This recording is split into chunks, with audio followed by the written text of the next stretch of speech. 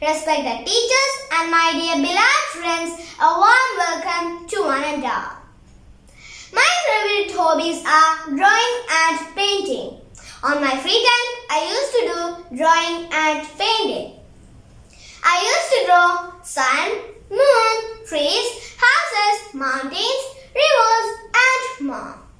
More often, I do use color pencils, crayons and sketch pens to color my drawings beautifully. My parents had bought a lot of drawing books and coloring books for me. It is very useful and helpful for me to improve my talents. They always support and advise me to do drawing and coloring. They used to take me for some small drawing and coloring competitions. I have got many prizes in these competitions. It gives me a good knowledge about the things in this world which I drew. I have learned more about the things what I draw with the help of my parents.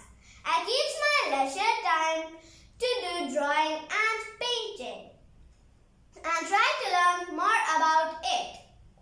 My other hobbies are planting, watering the plants, collecting pictures, listening music, etc. Let me give you a quote from Edward Abbey. Saving the world is only a hobby. Most of the time, I do nothing. So be engaged in your hobbies.